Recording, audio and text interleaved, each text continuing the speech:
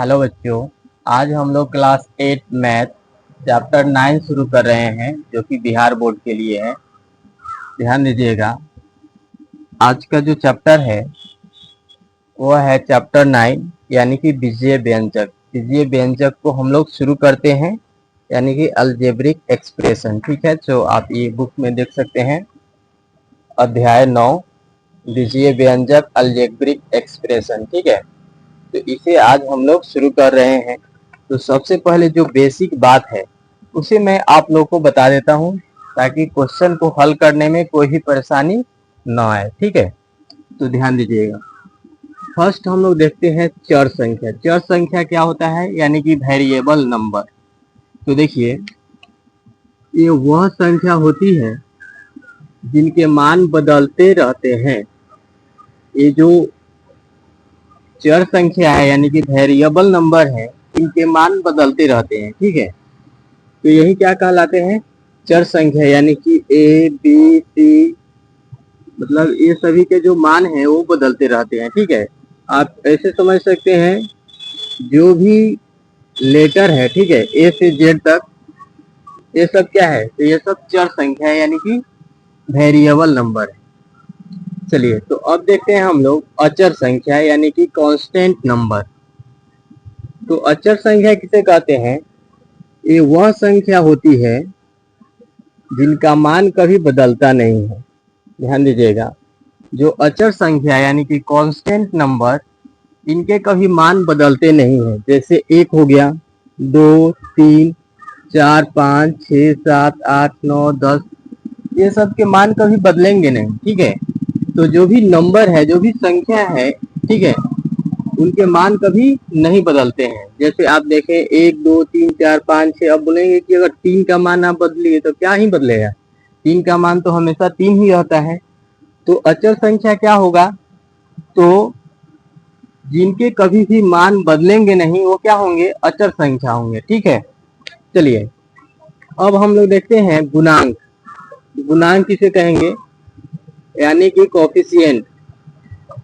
तो ध्यान दीजिएगा, किसी पद का संख्यात्मक गुणनखंड उसका गुणांक कहलाता है। जैसे यहाँ पे आप देख सकते हैं कि 2x, ठीक है, तो यहाँ पे 2x है, तो 2 जो है वह x का गुणांक है। 2 क्या है, मैं आपको बता दें, 2 जो है यह क्या है, x का गुणांक है। ठीक है, तो आप इस तरह से जान सकते हैं। जैसे यहाँ पे y है, तो y किसका गुणांक है, तो y जो है यह 1 का गुणांक है। इसमें एक छिपा हुआ रहता है, वो दिखता नहीं है, लेकिन क्या है, हिडन है वहां पे, है कि नहीं। तो 1 का गुणांक कौन है, y है। यहाँ पे क्या है, 4x² है कि नहीं, 4x² है। तो x² का जो गुणांक है वो क्या है, 4 है कि नहीं। x² का गुणांक क्या है, x² का जो गुणांक है वह 4 है। इस तरह से आप पता लगा सकते हैं, यानी कि बता सकते हैं, है कि नहीं। तो आप समझ गए होंगे गुणांक किसे कहते हैं। तो किसी पद का संख्यात्मक गुणनखंड उसका क्या कहलाता है, गुणांक कहलाता है। जैसे 2x है कि नहीं, तो ये जो x है, x का गुणांक 2 है कि नहीं। y का गुणांक क्या है, तो y का गुणांक 1 है। यहाँ पे कुछ भी नहीं है, तो 1 छिपा हुआ है, तो y का गुणांक क्या है, 1 है। और यहाँ पे x² का गुणांक क्या है, तो यह है 4। ठीक है, आगे देखिएगा। अब हम लोग देखते हैं एक पदी यानी कि मोनोनोमियल।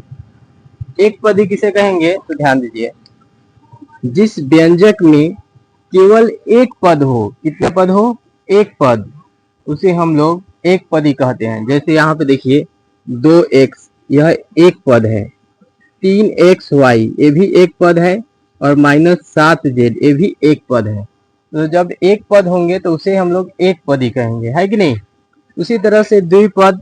द्विपद, जिस व्यंजक में 2 पद होते हैं उसे क्या बोलते हैं, द्विपद। यानी कि a+b, देखिए यह एक पद है और यह एक पद है, ये जो है यह एक पद और b यह एक पद, तो इसमें टोटल 2 पद हैं, तो यह क्या कहलाएंगे? द्विपदी कहलाएंगे। यहाँ पर देखिए 4n और 5m, 4n एक पद है और 5m भी एक पद है, तो ये क्या कहलाएंगे? द्विपदी कहलाएंगे। यहाँ पे देखिए 4x एक पद और 9 एक पद, तो ये भी क्या कहलाएंगे? द्विपदी कहलाएंगे, है कि नहीं? देखिएगा वैसे ही त्रिपद, त्रिपद किसे कहेंगे? जिस व्यंजक में 3 पद होता है उसे त्रिपद कहते हैं। जैसे a प्लस बी प्लस सी, इसमें देखिए टोटल कितने पद हैं? तो 3 पद हैं। उसी तरह से इसमें 2x प्लस 4y माइनस 5, तो ये भी क्या है? त्रिपद है, तो ये क्या कहलाएंगे? त्रिपद कहलाएंगे। ठीक है। बीजीय व्यंजक, बीजीय व्यंजक किसे कहेंगे? ध्यान दीजिएगा, ऐसा पद जिनमें चर और अचर दोनों विद्यमान हो, यानी कि जिनमें चर भी हो और अचर भी हो, उसे क्या कहेंगे? बीजीय व्यंजक कहेंगे। ठीक है। तो देखिए यहाँ पे चर भी है और अचर भी है, दोनों है इसमें, तो यह क्या कहलाएगा? बीजीय व्यंजक कहलाएगा, है कि नहीं? यहाँ भी देखिए क्या है? 2x, तो इसमें चर भी है और अचर भी है कि नहीं? और यहाँ पर भी अचर है, तो ये क्या कहलाएगा? यह कहलाएगा बीजीय व्यंजक। उसी तरह से ये भी है कि नहीं? x square plus 2x plus 9, तो ये क्या है? यह चर, अचर, चर और फिर अचर।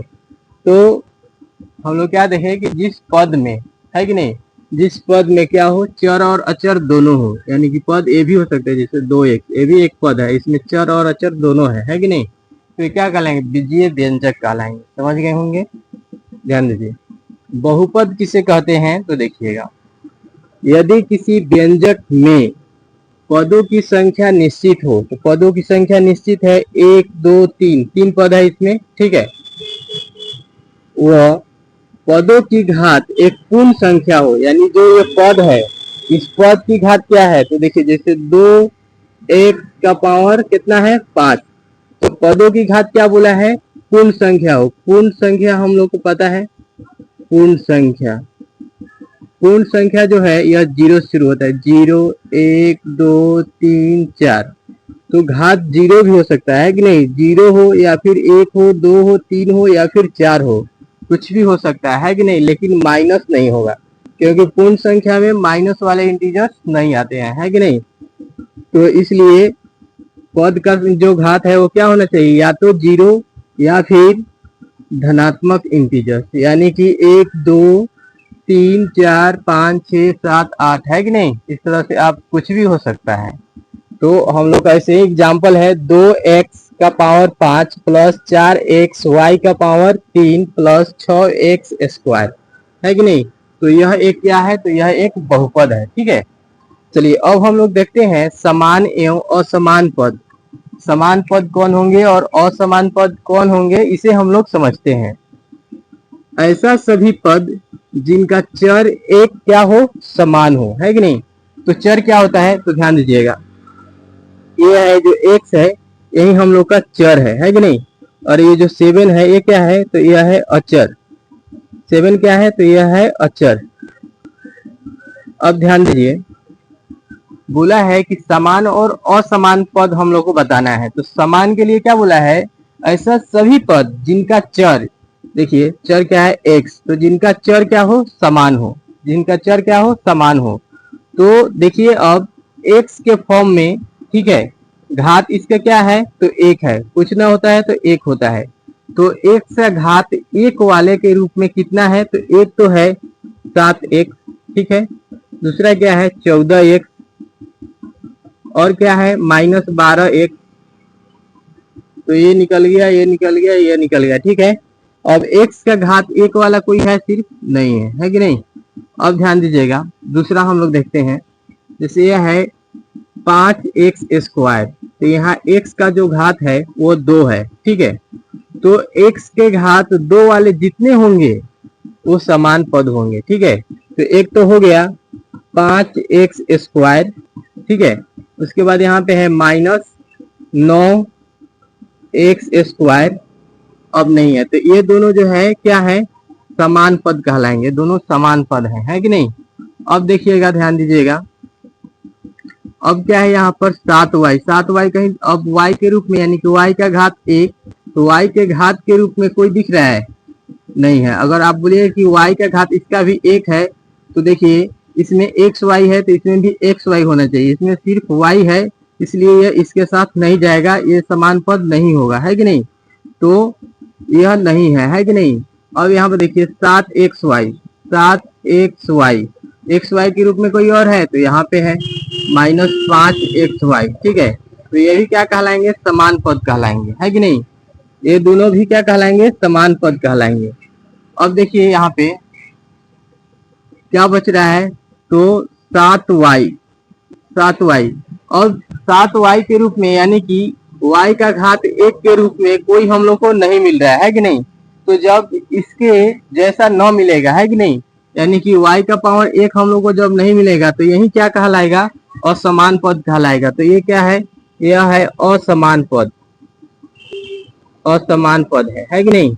और यह क्या है? तो यह है समान पद। और ये भी क्या है? तो ये भी है समान पद, है कि नहीं?